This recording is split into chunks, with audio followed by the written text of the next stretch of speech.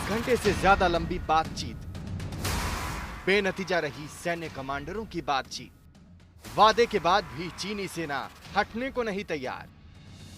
क्या अब सर्दी गिरने तक जारी रहेगा तनाव?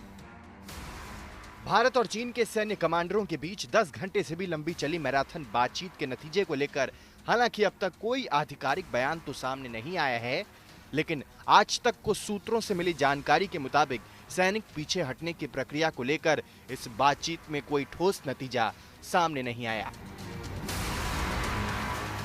आज तक को सूत्रों से मिली जानकारी के मुताबिक इस बातचीत का मुख्य फोकस पैंगोंग त्सो का फिंगर 4 इलाका था। इस वार्ता से 3 चीजें उभर कर सामने आईं। पहला, सैनिकों के पीछे हटने की प्रक्रिया कैसे शुरू हो, इस पर कोई सहमति नहीं बन पाई।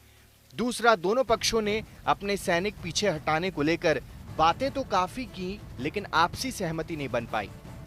तीसरा, पेट्रोल पॉइंट 14 समेत कुछ इलाकों से दोनों तरफ से सैनिक पीछे हटे थे, लेकिन वो सिर्फ सांकेतिक ही साबित हुआ। ऐसे में जब करीब 10 घंटे लंबी बातचीत का कोई ठोस नतीजा नहीं निकल पाया, उम्मीद जताई जा रही है कि आने वाली सर्दी ही इस तनाव को ठंडा कर सकती है, क्योंकि इस इलाके में सर्दी में सैनिकों के लिए पेट्रोलिंग मुश्किल हो जाएगी और सैनिकों को मजबूरी में अपने ठिकानों पर लौटना होगा। तब तक इस तरह की बातचीत जारी रहने की उम्मीद है ताकि हालात और खराब ना हों। आज तक कुछ सूत्रों से मिली जानकारी के मुताबिक सैनिक हटाना तो दूर, उल्टे चीनी तरफ एलएसी पर पिछले 72 घंटों में सैनिकों का जमावड़ा और बढ़ा है। चीन ने अपने और सैनिक वहां तैनात कर लिए हैं। सैनिकों के हटने के कोई निशान नहीं दिख रहे, खासकर पैंगोंग त्सो और हॉट स्प्रिंग्स इलाकों में। इन इलाकों में भारत भी मजबूती से डटा है। जिस तरह से दोनों तरफ से सैनिकों का जमावड़ा बढ़ा है, वो आपसी भरोसे की कमी साफ दिखलाता है। वैसे भी चीन पर भरोसा करना काफी मुश्किल है। चीन की एक हमेशा से खासियत रही है और खासियत ये रही है कि वो हमेशा अपने क्लेम लाइन को आगे बढ़ा चढ़ाकर बताता है।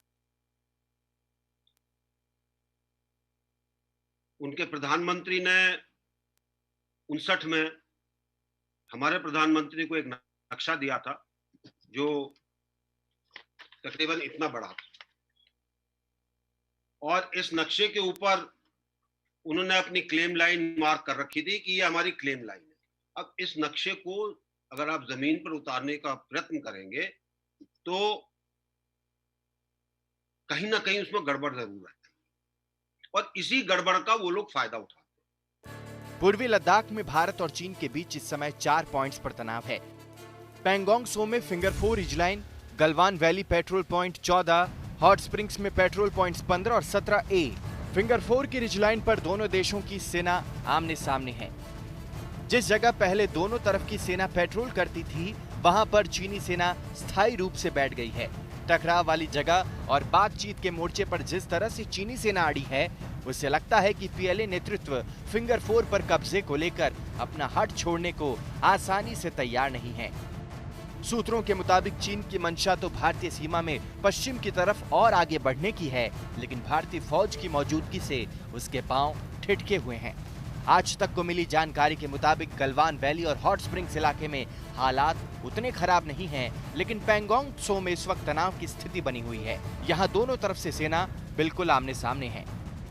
जिस रास्ते बातचीत हो रही है, उससे लगता है तनाव घटाने के लिए पैंगोंग झील के जमने तक इंतजार करना होगा।